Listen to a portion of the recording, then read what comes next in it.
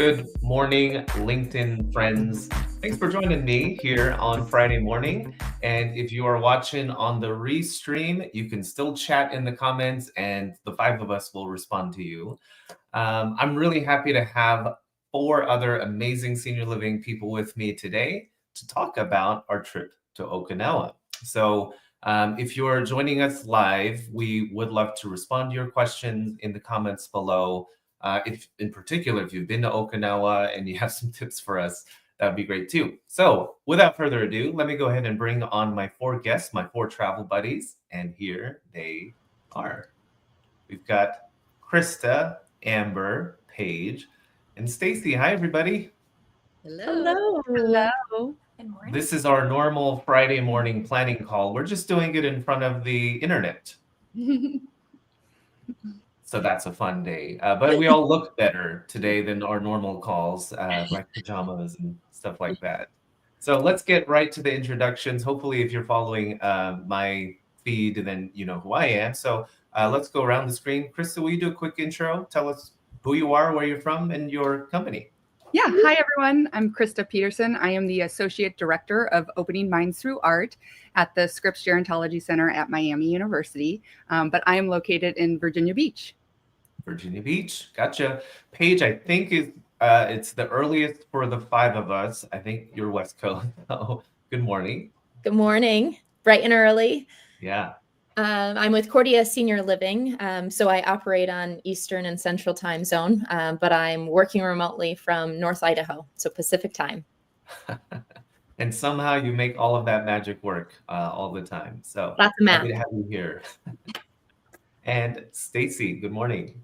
Good morning. Stacy Shewey, CEO and founder of Hands for Life, which is a nonprofit focusing on the global aging crisis. And I am streaming from Jacksonville, Florida. All right. Now we've got East and Pacific coasts covered. Amber, good morning. Good morning. I'm Amber Lihs, founder and president of Golden Gen Movement, and we are a nonprofit. I love serving seniors, and care teams have the greatest impact on their quality of life. So our focus is really to highlight them and bring opportunities for them to learn and grow. Awesome. And in case I am meeting people for the first time on this video, I am James Lee. I'm the co-founder and CEO of Bella Groves. We are a dementia education and care community in San Antonio. And I also started a think tank, which is kind of how we're all coming together. It's not how I met everybody, but it is kind of the umbrella under which we are putting this trip together. So let's talk a little bit. So today we want to talk about why we're going to Okinawa, what interested us about blue zones, and technically the five of us just said we're going to go do it. There's no like big thing that we signed up for other than let's just go. Let's do it together. So let's start there. I really enjoyed the process of figuring out, okay, who's going to go? Why are we going to go? What are, where is all of this kind of crossing over? So I'm curious, in your reflection of considering this trip to Okinawa to now, plane tickets are booked and we're starting to plan, what interested you to take this trip? Anybody can start here. I mean, I was nagging you all summer, or all spring, so maybe I'll answer first. But when we were at Think Tank in December, you said, I think we're going to do this study abroad and maybe consider blue zones, and we could do lots of other things. And I think in that moment, I was like, great, I'm going abroad. We're going to do this, and then I'm going on the next one. This makes sense. And then we were quiet about it for a few months. Yeah. So I started to go, hey, are we doing this? Because if not, I'm going. I'm going somewhere, and I don't know where, and I'm just so excited about digging in, like feet first into studying aging in other places. So that for me was, I heard it once and it just aligned. Yeah, you're like, I'm gonna hold James accountable to these ideas he's throwing out. Yes. Yep. I'm going to piggyback off of Paige. I was in Austin Think Tank, and there was just something that being in a room full of people who are, I mean, you always are using like-hearted and like-minded. And I truly feel that's what that room just kind of did something for my spirit. And as soon as you said we're looking at getting together, maybe to go zones, I instantly went, I'm doing that. And I think I emailed you pretty quickly. And so it's been fun to see it all together. But I think it's important to stay curious and see what others are doing around the world and how we can reflect what's working well and back here. Yeah, it's true. Paige and Amber, I think from the early kind of part of this discussion, you guys were always like right there, kind of like, all right, give me the detail. Are we doing this? Are we not doing this? So you two really kind of signed up for this before we knew where exactly we were going. I think our time together at the think tank, it's funny to think about how the think tank didn't exist a few years ago, and it's just anytime we get to create new initiatives, the think tank really is this kind of bold experiment of why not us, why not travel abroad, why not work on these projects that nobody has assigned us to do, we just want to do it, right? So I think that's really great. Angie Gray, good morning. There's a unique think tank vibe that connects all of us. We agree. It's hard to explain think tank unless you've been in a think tank. So I am excited to also finally have an opportunity to reconnect with you, Stacy. We met several years ago at Bridge the Gap event, and we've done a little bit of work together over the years for your organization, Hands for Life. You've got a lot of international experience, so we're happy to have a seasoned international professional on the team as well. So tell us a little bit about how this came about for you. Why are you part of this group?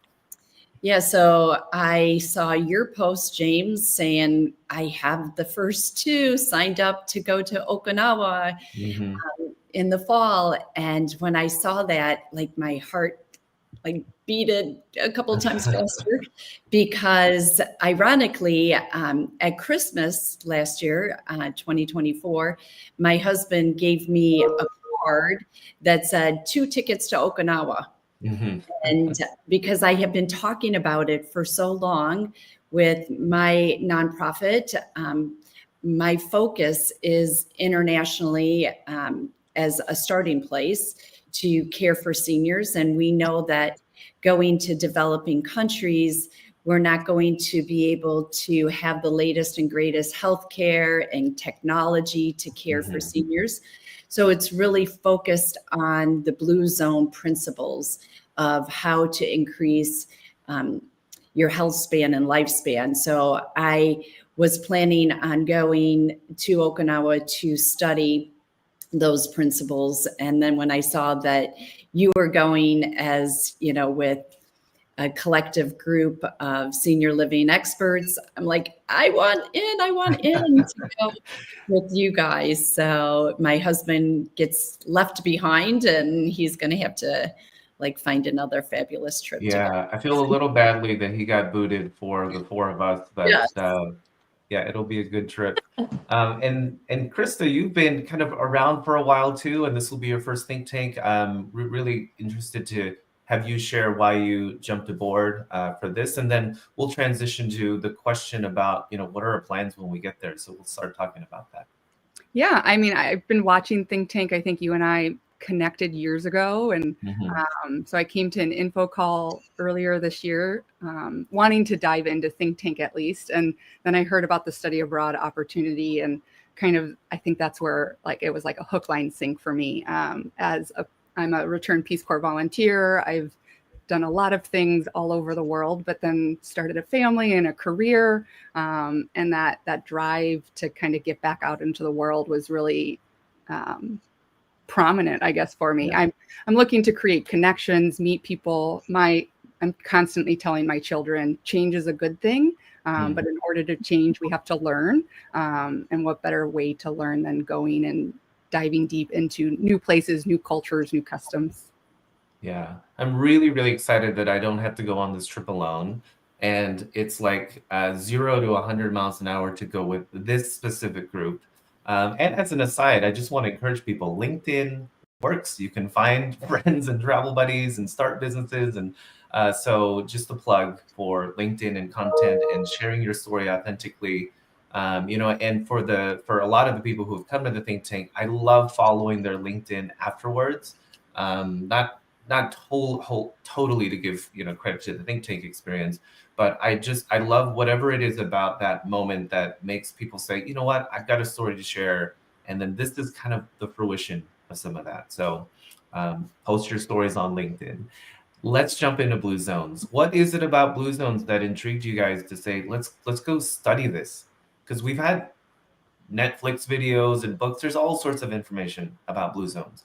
What interested you to go look at it in person? Krysta, why don't we start with you and then we'll flow backwards. So everyone's like, I don't want to be the first to speak. Yeah. I don't want to interrupt. That's what I'm scared of. Yeah. For me, I definitely saw the Netflix series, and that sparked something. I'm also in a master's program looking at conservation and community building.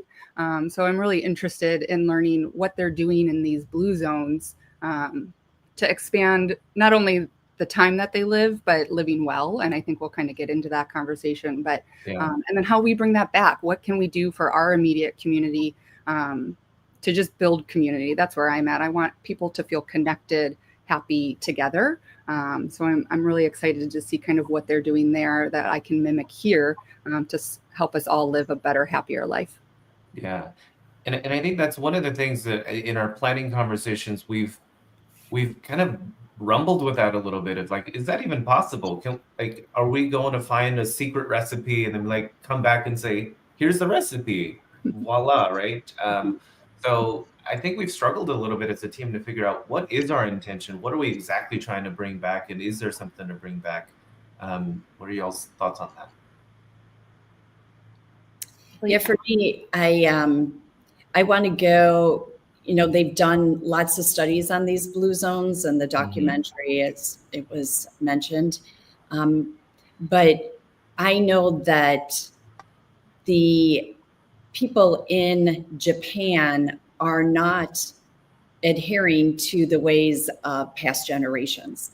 They are taking a lot of Western culture ways on their way of living. Kentucky Fried Chicken has been introduced into their diet. And so there is a shift that they are predicting that the generations are not going to be living well into their hundreds anymore because of the new way of living. So I do want to go and explore what changes have they introduced that is kind of working against them. So that is, Yeah. Paige and Amber, what about you? What are your thoughts, I guess tying all of those things together? What interested you about Blue Zones? What are you kind of conflicted about of this project and how to bring back something? What are your thinkings? I think for me, one of my, sorry, Paige. Oh, go ahead. For me, one of my, from my nonprofit, I do still work. And I see what community does for our residents. And, as a spouse or a health change or any of those things, having community really helps them thrive. So I think one of the biggest things for me is just seeing what community really looks like. And Okinawa, what that really means as far as Moai and how they also teach, if it's just purely generational or if it's friendships. I think there's something that we can learn from that and figure out ways to, build more meaningful connections and community in our communities. And then I would say too, just maybe a little bit of skepticism around, we're really praising the fact that people are living so long, which is amazing, beautiful, but are they still living joyfully, living well? Are they still having meaningful connections and just kind of all of those pieces? I want to that. Yeah.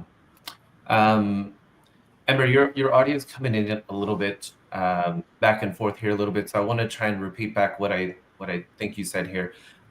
So community, really digging into community and examining that in person, and thinking about are people living joyfully and connected within their community, not just living longer, but like actually integrated and needed and purposeful, right? Paige, your thoughts? Yeah, I'm so aligned with what Amber really said. I think initially I was excited about Blue Zones because we focus a lot on longevity and biohacking and all of these things, but really I just want to know how to live well, right? Mhm. So I think I'm equal parts personal and professional ambition on this one. I think I've learned what community means by working in senior living, and so I have this personal bias that community is the main driver of everything, and I'd like to go see if I'm going to be proven wrong or not, right? But I also have found that through working in senior living, I've kind of fallen in love with the human experience of aging, and I gain a lot of that personally, right? I want to take those things. But I think we tend to romanticize places that are not ours. And I'm curious about if I go there, will it be, is it better and wonderful and they've really got it figured out, and now 100-year-olds are being cared for in a way that they never or don't need it, or are cared for in a way that, man, we haven't figured out? Or are we all kind of on the same journey and we're still trying to figure out how to care for elders in a way that we, doing the best we can and don't have the structures that we like to think about. So I think going in just really open-minded and looking to see like what can I siphon to bring back, and if it doesn't translate immediately into an OKR or KPI for my business, it does for my personal life, and I'm good with that too. Yeah, I think that is a really important thing to think about. What you said about we tend to romanticize places that aren't ours. I mean, I would think about if somebody came to Bulverde, Texas, and was like, "Oh my gosh, I see all your stuff on LinkedIn, James, and Bulverde must be the place where you find all the best caregivers in the world based on what you share with us." And how much I'd be thinking like, "Oh yeah, I mean, if somebody came from Japan over to here, I would feel a lot of pressure to kind of live up to the glossy version of it, right?" And I wonder what it's like because I mean, Okinawa Blue Zones, it has blown up now in terms of travel and tourism. I think we've talked a little bit about how challenging that might be, and if we need to kind of, I think new businesses have popped up there because of, the documentaries and books and everything. But yeah, I do think about that a little bit of, are we going to like a zoo, like to examine people, and I wonder what the impact of that is on those local communities. That there are so many people coming to extract something and try to take it home with them. Mm-hmm. Yeah, it's a fine line, right? Mm-hmm. Yeah. It's interesting for me in the process, like we're talking about our deliverables and what we want to gain and all these, and from probably maybe not in the right way, but from all of my previous travels, I've never really done that. I've just kind of been like, this is an experience. I'm excited to go. Let's see what happens. And I think too, and we've discussed this as a group, like we don't know what we're going to find out. We don't know how it's going to change us and what we will bring it back. And I love that about going new places and just letting it impact us the way it does. And it will be interesting, I think, like from their perspective of, are they tired of people coming to Okinawa to have these conversations? Like, what are they experiencing as a people and as a culture and a place? And, sharing those insights too, like, hey, let's try other places maybe. Or no, they love us. They want more people back. They want us exploring. Make sure you talk to these people and go these places, things like that. So. Yeah. I don't know why I thought of it right this second, but I would love to take a photo of Stacy eating Kentucky Fried Chicken while we are in Okinawa, and then send it to KFC.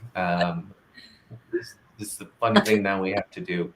I love this comment. We're gonna put it up on the screen here. Connecting to multiple generations with a sense of purpose was one of my takeaways from the Netflix series. I have curiosity of how senior living can normalize a multi-generational and purposeful lifestyle into senior living. I think that is one of the big questions, right? Of how do we do this? How do we normalize multi-generational living lifestyle? I think it's a big presumption based on things we've learned about Okinawa that that their elders are integrated into the family unit and society. But I am also curious to go visit a senior living community while we're there, and I think we're gonna try to line that up. What are your thoughts about multi-generational purposeful lifestyle in a senior living? This person's comments. What do you think of when you read this?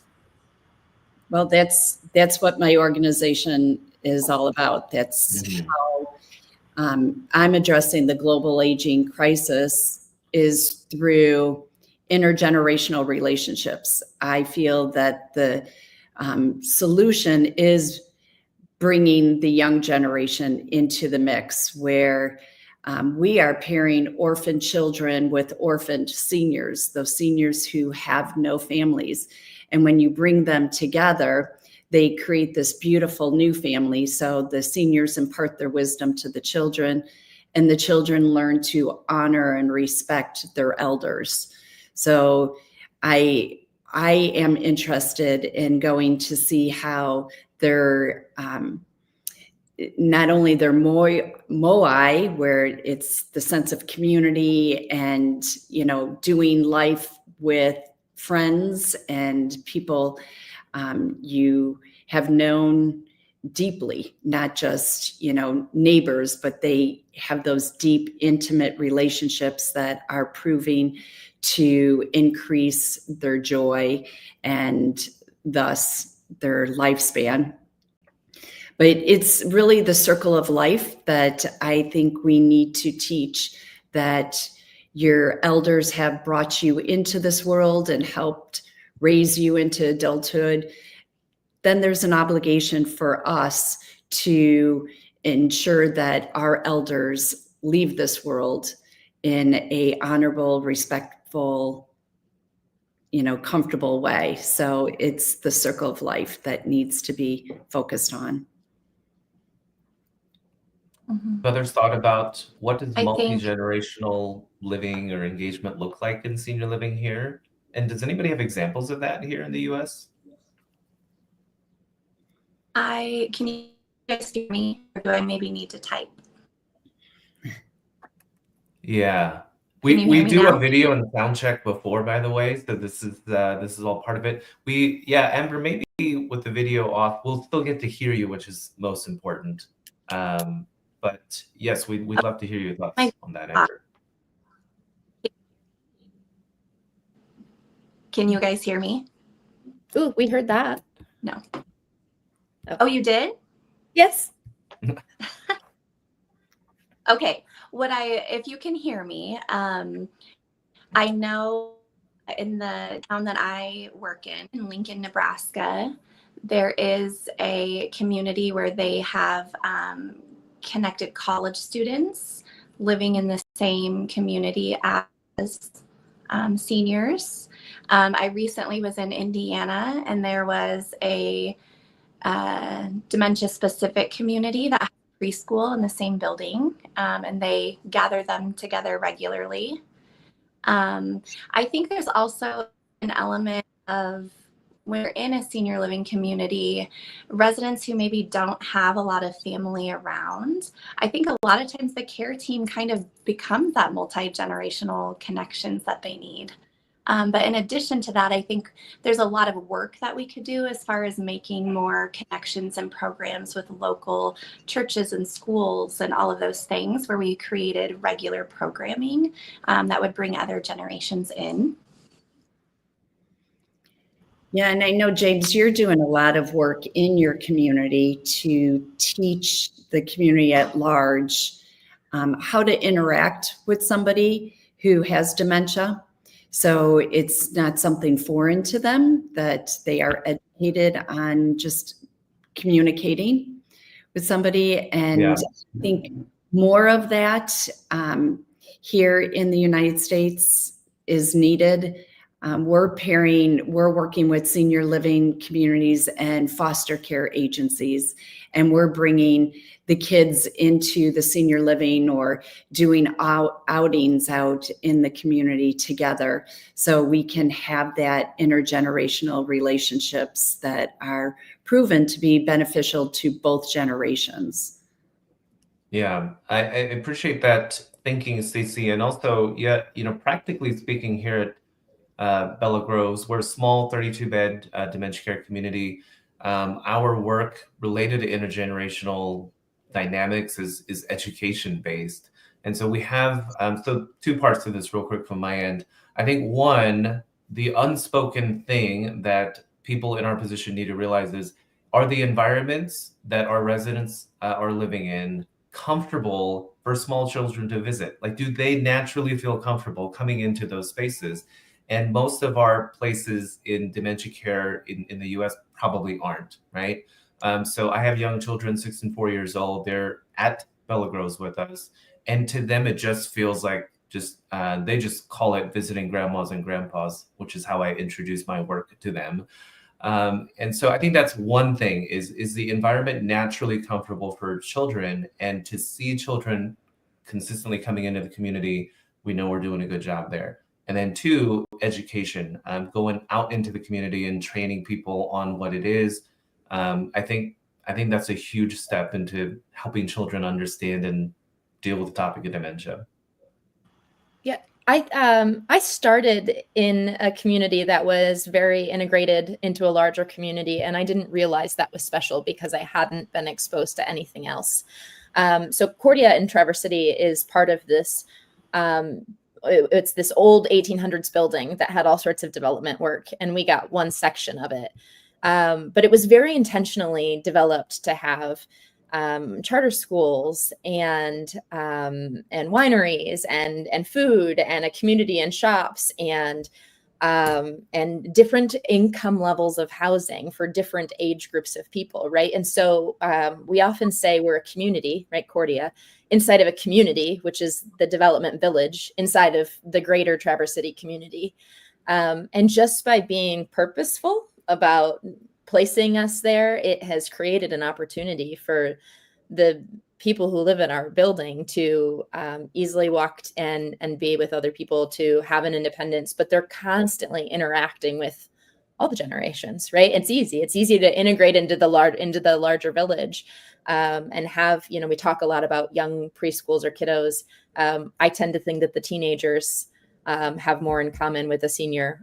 There's this interesting fight and dynamic for independence and a little bit of finding yourself that we don't talk about as often. But I think, to me, the multi-generational and purposeful lifestyle includes a little bit of everything. And I didn't realize until I started working remotely and wasn't just inundated in that community that, oh my gosh, we have this like beautiful secret sauce of just having a true village and really being able to interact with all sorts of people in the community. So we're not isolated, right? It doesn't feel like you're in our building and you need help to go somewhere else. We're just interwoven. Yeah, I grew up with my great grandmother lived with us until she passed at 104. And then her daughter, my grandma, lived with us when she was diagnosed with Alzheimer's. And when I got to college, I had no idea that was abnormal. Most of my friends didn't have their grandmothers living with them, but to me, it was just grandma's there, great grandma's there. And then with OMA, we're an intergenerational program, bringing students into long-term care communities to do art and build relationships. But one of the biggest things is a lot of the students have never stepped foot, like we're saying, into a nursing home, into long-term care. For me, when my grandma maybe had a hospital stint and had to go into a nursing home for a minute, we went every day. It was just an extension of our home to make sure she still had that community. But that was just normal to us. So I think kind of all of these conversations, if it was just a normal activity, I think a lot of times we see senior living as like, oh, we can put them over here, we can take care of them there, those people are going to do that. But if it was just integrated into our lives more normally, we wouldn't have, these issues or these conversations around how do we do it? Like, no, we just do it. Krysta, I have the same experience. I grew up with my grandparents lived downstairs from us. They had their own little apartment down there. And then my parents lived right next door to me and my husband. So my kids had their grandparents in their lives every day. And so I thought that everybody was that way as well. And when I was running an assisted living memory care community, I brought the preschoolers and kindergartners in for Halloween to trick or treat. So we lined up our residents and they passed out the candy as the kids paraded by. And there were a couple of the little ones who were very scared of our seniors because they had never been exposed. And, you know, their face, what's with their face all saggy, or that chair that they're rolling around in. And it just broke my heart. Like, how do you get through life and never seeing an elderly person or having an encounter with one? So that was the first time that I went, oh, yeah, this is a problem. And even when I go to church, the kids all get checked into the children's program and the adults go into their service, and the two generations, they don't have an opportunity to mix even, you know, at church. And so I think we do need to put a spotlight on having the generations come together. So I have a tough question for, you know, ourselves. If we think about what we're expecting to see when we go to Okinawa, right? A lot I'm realizing as we're talking, and even the things I just said about Bella Groves, I think one of the uncomfortable truths about senior living and kind of where we try to pull these intergenerational things together is that proximity of families have really changed over generations, right? So I think a lot of people, some of what you're talking about is that grandma lived with us, or she was down the street, or, you know, like I remember you could walk to grandma's house, and it wasn't like visiting your grandparents was an event. It was just a thing, like, you know, just normal life. And so, you know, it is one of the things that now that most people, if you're going to go visit grandma or grandpa, you got to get on a plane, you got to drive, go to another city. You know, and I would imagine that when we go to Okinawa, we're going to see that if we ask, like, where is your grandparent? They'll probably, I'm guessing, say right there, right? Or they'll probably be living in the home. So the tough question, the impractical, you know, thing that we have to think about is there anything that we're going to be able to bring back that is going to change the fact that proximity, like people, are they really going to make that decision? You know what? Before things get, you know, to a care situation, we need to move back to Lincoln, you know, or if they've moved away. Do you guys know what I mean? Like, how do we fix the proximity issue just by telling people this is what the Okinawans do? I think that's a very real point, right? That makes sense. I talk about that with my mom a lot, right? She moved away from her parents, and then I moved away from her, and now we're all in different places. I personally am not looking to take that big one and bring it back and fix it in the US. It's just that's not why I'm desiring to go. I do think there are micro lessons that are integratable. I think there's going to be opportunities to go, okay, given how the world works, or given how the US works now, these are some of the differences, and that's the consequence. Are there little nuggets of wisdom that we can take? Or is just knowing, okay, this is a consequence of how mobile we are as a nation, and knowing that consequence exists, how can we do our best to improve our aging services industry, right? I think I care more about that than I do about going, all right, we're going to change, because I'm not, you know, I love the mountains. I'm not moving back, right? So there is some truth to that, but I think rather than seeking to change society, I'm looking to figure out, okay, knowing and understand how we got here, how can we do our best?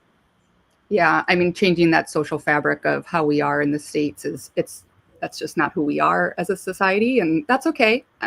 We all want different things, and you know, my mom, I'm begging her to move in with me. You know, like that's replicating where I grew up, what I know. But like you said, those micro lessons of what they're doing, so that then when I come home, you know, I might not, whether my mom lives with me or not, if I don't have that multi-generational community around me, that feels like a loss for me. So what can I replicate here for me to kind of create that community, and then maybe grow that community in this space and potentially replicate in other ways. With OMA, we have facilitators all around the world doing programming, and I think that's really cool, the way we can replicate what's working and then do pockets of it for other communities, other people, to kind of spread the well-being. Yeah, I think, I was prepping for a talk. It didn't make it into the talk, but I was really exploring this concept of connectivity being mistaken for connection. And that a lot of us think about, like, technically the internet with some varying degrees of success, Amber. The internet allows us to connect. There's connectivity, right? That we can see each other, we can talk every week, we're planning things together, but there's going to be a very profound difference in our connection, right? And I think that agreed. We're not going to change, and we're not necessarily saying the way that we're doing things is bad. We just have to, and I think that's where we struggle in senior living as an industry, is if it comes across as we're just bad people and we need to, copy other cultures and other things that they do, that clearly won't bring people to wanting to create the change. So if we're focused on what is it about the communities that we found in Okinawa, what is the real source of connection, I do think that we can bring things like that back. And I think it goes back to connection, and also I was adopted, and so family is defined not by blood. So my family looks different than the person next door, and so I think the takeaway from Okinawa is that they know that it's their sense of connection with their, childhood friends that they stay connected and do life with, and it's community. So can we find deeper relationships within our community, within our circle? And Krysta, I think it was you who said that a lot of times the caregivers become the family members, the ones who are doing life with the resident. So digging deeper into that, the importance of community, and how do you create community where you live? Yeah. We are, gosh, I haven't done the official countdown, but we're going in mid-October. So we have lots to plan. We have lots of things to do. We're in the research mode right now of, I think what, our determination as a group was, let's have some foundational knowledge about what blue zones are, so we have like correctly defined terms and things like that. But we've still got a lot to plan to get to Okinawa. What are you guys hoping to experience and see there? And maybe it's a plug for people who are watching this, they can provide those connections. What are you hoping to see in Okinawa? What do we still need to plan that's kind of on your mind right now? 67 days. 67 days. 67 days. Who's counting? I think for me, one thing that I haven't really discussed here today, but you guys know, is art, and using art as that point of connection. And so that's a big focus in the work that I do, but also just me as a person.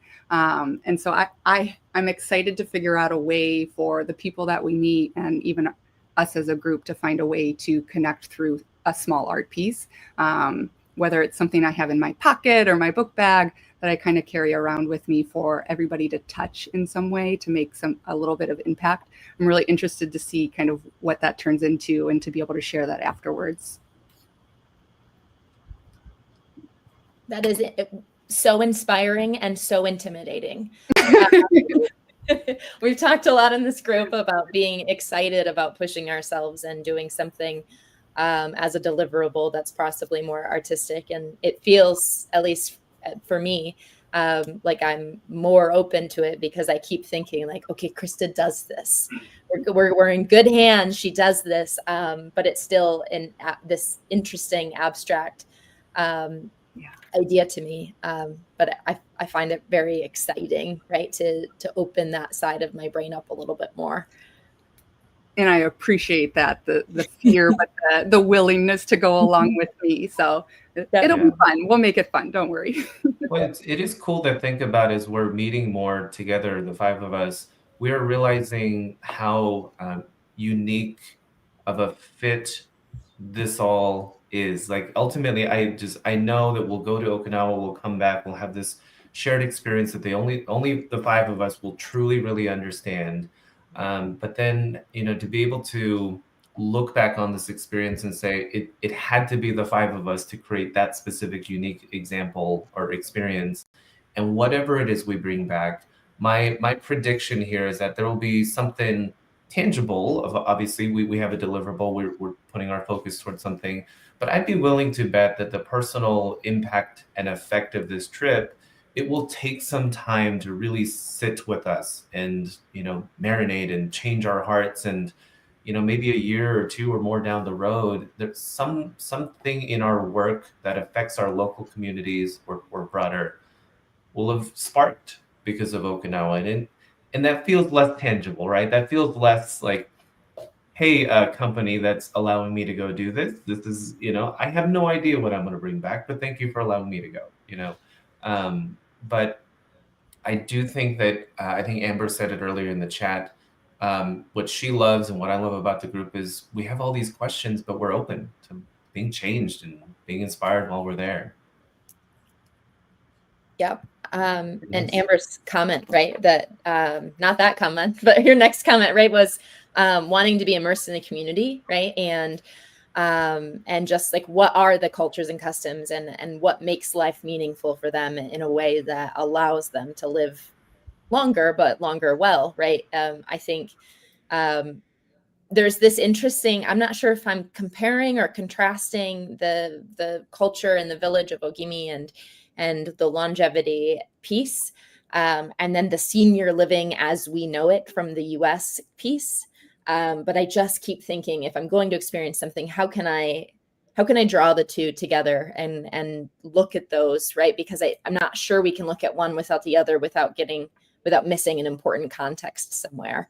And I noticed that the blue zones they talk about living for a long time and living in the village, but we don't talk a lot about what it looks like as we need more help, or what it looks like as life looks different, because aging is beautiful and wonderful, but it's there's a whole lot of things we need help with, right?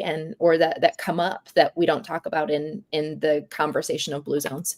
So I want to like peek behind the curtain and go, all right, so this is really, really cool, but how are most of us experiencing aging, and what do we do as we need more help? Is it we all pitch in and we do that in a multi-generational house, or is it we go to senior living and it looks very similar to the US, or is there a branch between the two? I have no idea what to expect with that. Yeah, I think one thing that popped up for me too is just their views of aging there. I think, like you've mentioned, you said something earlier, Paige, like the human experience of aging, and working in this space. Like, I think for myself, at least, like every time I see a gray hair, I'm excited. Like, but other people don't feel that way. My mom dreaded her 50th birthday, things like that. But I love this process of aging, and I'm so excited to do it and be lucky enough to continue it. But I'm interested if maybe part of that view of aging in Okinawa is different, and that helps with the whole process because of the Western social ideologies of aging here is, how do we age backwards right now? Like, that's the thing. Like, no, why do we want to do that? What's that look like? Every day that you add to your life is a gift, and it should be celebrated.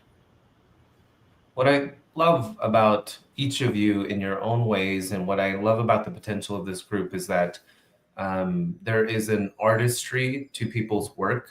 And I don't just mean like the art that's behind Krysta right now, that art too, but also the artistry of your life, the impact and the legacy of your life and the story that you have to share with people. I feel like I'm traveling with fellow artists, and we are trying to put that together. So I have a feeling our deliverable is going to be artistic in nature, just because we keep talking about it. But even some of the ideas that we've kicked around about, like, wouldn't it be interesting if we asked the same question to everybody that we met, right? So I think we've tossed around ideas like, what does longevity mean to you? And then asking every single person that we meet, what does longevity mean to you? Or what does joy look like? We've tossed around a few things, but I think that's an interesting approach. And I'm also excited to just be around fellow artists, because you have something to say about life that is expressed through your work. And some of the comments that are coming through here, Amy, Jennifer, excitement for the five of us. Thank you. And Jennifer, you mentioned that this was energizing. It kind of revived a call to action. I love that. If in the course of a 45-minute conversation here, the takeaway here is, why ask for permission? The five of us didn't. We're like, we're just going to go and we're going to do this. And whether you want this deliverable or not, it'll be available for you. And I think giving it to you. Wait, what'd you say, Paige? I said, you said whether or not you want this deliverable. And I said, we're giving it to you. We're giving it to you. Yeah, exactly. And who knows what the ripple effect, will be from that. Let's close that, because we all have Friday, work to get to, and I'm sure the people who are viewing it do as well.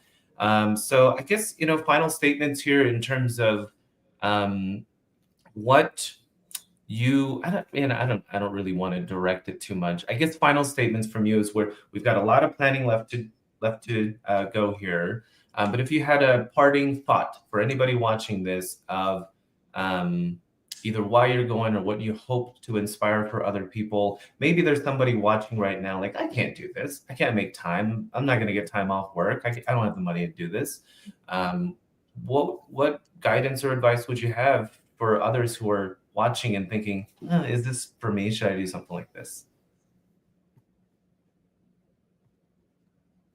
That feels so deep. But, I know, right? I don't know. On a very deep note. Yeah. But it's trying to tie all of it together for what inspired you. And surely there are people here that are trying to find that inspiration with themselves. Yeah, I think just in the world today, it's just keep moving forward, keep wanting to meet people, keep wanting to create community for yourself and those around you, wanting to learn. And we do the best when we're together doing things and trying new things and expanding who we are as people. Love that, Krysta. My life started changing when changing for the better when I started to approach everything with the spirit of experimentation. I am inherently curious. It's gotten me into all sorts of trouble. But I think when you stop worrying about being perfect or having it all figured out or it being big enough or affordable enough but if you're just, let's do this. It's a bit of an experimentation. What can I learn from that? And then this, and it might be very small to start, but you start getting that ball rolling and then you go, oh, it's all possible. And when you are in the spirit of experimentation, you don't have to worry so much if it's right for you because you'll figure that out in the process. It allows you to give yourself a lot of grace. And then all of a sudden people are asking you, oh, how do you do that? Or you're so natural at that. But it's really just, we're just going to see if it works. We're just going to go out there and we're going to learn some things. And there's no failure here, right? So I would encourage you, if you're curious about this or you have this call inside and you're not sure what to do, it's just an experiment. Most of life is just an experiment. So like go and, write a hypothesis down and see what comes of it. Man, I'm excited for this group. We're not even halfway through all five of us saying stuff, but this is going to be so great. Stacy, Amber, same question for you. So if anyone's watching, thinking about, I don't have time to do this money or whatever, what would you say to them? Stacy, we'll go with you. Well, as a missionary, we revolve around, there's those who are called to be sent, and then there's those who are called to send. So I look at it as we're going, but there's all of those team members here in the United States and all over the world who aren't going to Okinawa, but can use us to take your questions, to take your curiosity, and send us what you want to find out, and use us as the gophers to go find and come back with some of the answers to the questions. And I'm one who, jack of, lots of trades, experts in none. So I really am one who is always looking to learn and grow from others and collaborate with others. So that's why I'm so excited to be part of this team who, we're all taking this trip with different agendas and experiences and bringing it there to gather from people with very different experiences and cultures, and see how we can find common ground to take the best of two different worlds and blend it into one. So send us your questions, send us what you want answered. That is such a Stacy Shewey answer. Use me. And yes, I love that. Amber, let's give your audio a try. I want you to say it in your own voice here. I'm nervous. Can you hear me? Working. Oh my God. I'm going to talk slow so I don't ruin anything. I was talking I didn't type this in the chat, but I was talking to someone one time, and we talked about if what I am wanting to do is of benefit to someone else, it will improve something for them, but I choose not to do it because I'm afraid or this or that. Ultimately, I feel I'm being selfish by not doing it for them. And so I think when I had that realization, probably in the last year, it's allowed me to be a little braver. And so I feel like my work is kind of an outlet for my purpose. And I feel like I've decided I need to trust my heart. And life is way too short not to. And so you just have to do it. Everything is figure outable.